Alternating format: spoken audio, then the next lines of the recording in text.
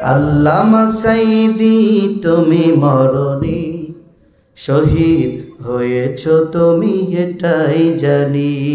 ঠিক কিনা বলেন? আল্লামা সাইদি তুমি মরণি শহীদ হয়েছ তুমি এটাই জানি।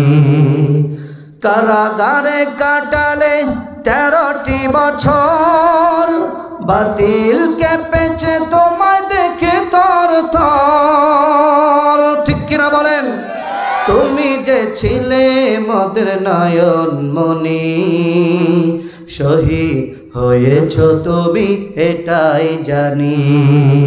আল্লামা সাইদি তুমি মরণি শহীদ হয়েছ তুমি এটাই জানি। দেহ মাঝে যত জিন ছিল তব প্রাণ, বলেছিলে তুমি সেই প্রভুর কালাম। ঠিক কিনা বলেন? দেহ মাঝে যত দিন ছিল তব প্রাণ, বলেছিলে তুমি সেই প্রভুর কালাম। তাই তো তোমায় ভাবি প্রতিদিনই শহীদ হয়েছ তুমি এটাই জানি। আল্লামা সাইদি তুমি মরণি শহীদ হয়েছ তুমি এটাই জানি। দেখা তো হবে না আর এই জীবনে, দেখা হবে জান্নাত ফুল বাগানে। ঠিক কিনা বলেন? দেখা তো হবে না আর এই জীবনে, দেখা হবে জান্নাত ফুল বাগানে। এই আশা কবুল করো আল্লাহ তুমি শহীদ হয়েছ তুমি এটাই জানি। আল্লামা সাইদি তুমি মরণি শহীদ হয়েছ তুমি এটাই জানি। ঠিক কিনা বলেন? আরো যা বলেন ঠিক কিনা? আমার মুসলমান ভাইরা, আমার উস্তাদ কোরআনের পাখি আল্লামা সাইদির কোনো অপরাধ ছিল না, একটা অপরাধ ছিল আল্লাহর কোরআনের কথা বলা। ঠিক কিনা বলেন? ওই জালেমরা আমার উস্তাদকে বন্দি করেও বাংলার জমিনে থাকতে পারে নাই কথা বলেন ঠিক কিনা? এজন্য আল্লামা সাইদি বলেছিল এমন একটা দিন আসবে পালানোর জন্য ইঁদুরের গর্ত পর্যন্ত খুঁজে পাবি না। আল্লাহর ওলিরা যা বলে 100% মিলে যা। ঠিক কিনা বলে? আমার মুসলমান ভাইরা, কষ্ট হতেছে আপনাদের, অল্প সময় ছেড়ে দিব। আল্লাহ বলছেন 7 নম্বরে তাদের গুণ হবে সৎ কাজের আদেশ, অসৎ কাজের নিষেধ করবে। 8 নম্বরে সৎ কাজের আদেশ করলেও বিপদ, অসৎ কাজের নিষেধ করলেও বিপদ। আছে না নাই? জোরে বলেন আছে না নাই? আমার নবীজি সৎ কাজের আদেশ করেছে, এর জন্য বিশ্ব নবীকে জেলখানায় বন্দি করা হয়েছে। কথা বলেন ঠিক কিনা? আমার মুসলমান ভাইয়ের জন্য আমরা সৎ কাজের আদেশ করব, পারবো তো ইনশাআল্লাহ? কথা বলেন সবাই।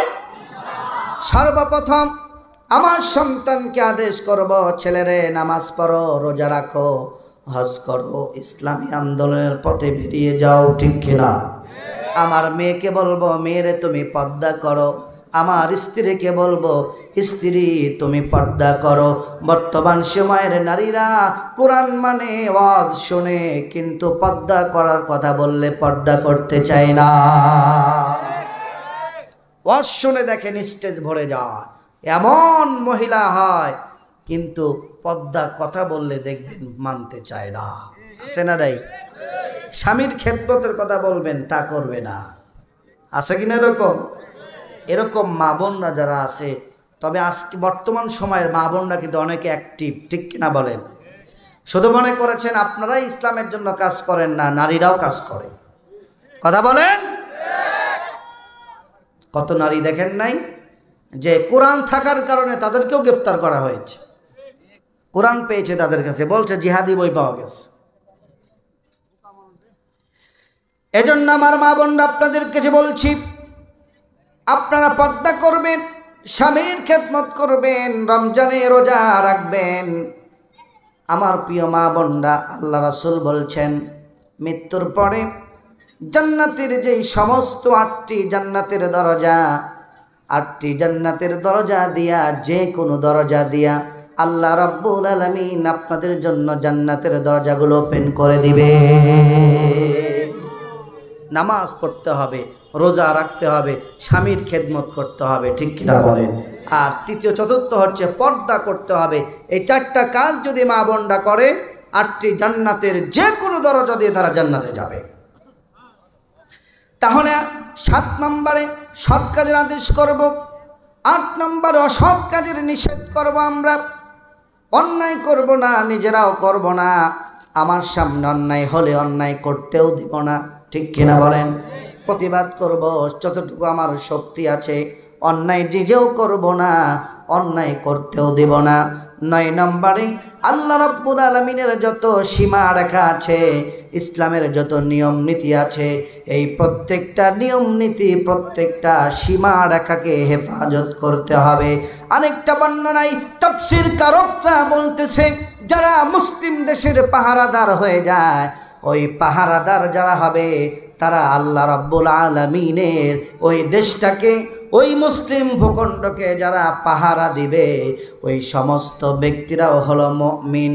এই 9টি গুণ যাদের মধ্যে থাকবে, আল্লাহ রাব্বুল আলামিন বলছেন, ও মুমিন বান্দারা, তোদেরকে ডাক দিয়ে আমি বললাম, এবার তোদের কাজ হলো, আমি আল্লাহ তোমাদের কাছে বলছি, তোমাদের জান এবং মালকে আমি আল্লাহ রাব্বুল আলামিন জান্নাতের বিনিময় আমি নিয়ে নিলাম। এবার বলেন দেখি, আমরা ইমানদার না বেঈমান? সবাই বলেন কারা কারা ইমানদার? 2 হাত তুলে আল্লাহকে দেখাই। প্রকৃতপক্ষে যদি আমরা ইমানদার হতে পারি, তাহলে 12টা গুণ কি আমাদের মধ্যে আছে নাকি? আছে। আল্লাহকে ভয় করা, তওবা করা। তওবা করেছি কোনোদিন? কথা বলেন। তওবা করে নাই। তওবা করলে কি হয়? আল্লাহ কত খুশি হয়। একজন ব্যক্তি মরুভূমির মধ্যে তার খাবার নিয়া, উট নিয়া, বাহন নিয়া যাচ্ছিলেন। হঠাৎ ক্লান্ত, উটটা বেঁধে রেখেছেন, ঘুমায়া গেলেন। ঘুম থেকে উঠে দেখতেছেন উটটা নাই, পেরেশান হয়ে গিয়েছে, খোঁজাখুঁজি শুরু করেছেন।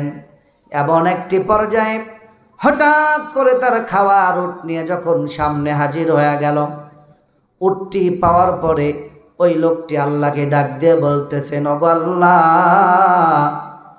তুমি আমার বান্দা, আমি তোমার গোলাম। ও আল্লাহ, তুমি আমার বান্দা আর আমি তোমার প্রভু।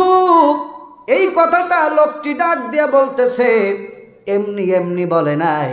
এত পেরেশানের পরে তার যখন উটটি লোকটি পেয়ে দিয়েছেন, পাওয়ার পরে এই কথাটা বলছেন, আল্লাহ তুমি আমার বান্দা আর আমি তোমার প্রভু। বলেন তো কথাটা কি রাইট নাকি? রাইট আছে? বলতেছে তুমি আমার বান্দা আর আমি তোমার প্রভু। আল্লাহ কিছুই মনে করলেন না। আল্লাহ বলছেন, বান্দারে, তুই হারানো বস্তু পাওয়ার পরে খুশির কারণে এই কথাটা বললি। কোন গুনাহগার ব্যক্তি যদি গুনার পরে আমার কাছে এমন করে ফিরে আসে, আল্লাহ রাব্বুল আলামিন বলছেন তার জীবনের গুনাহ শুধু মাফি আমি করে দেই না, তার গুনার খাতা থেকে তার নাম পর্যন্ত আমি কেটে দিই।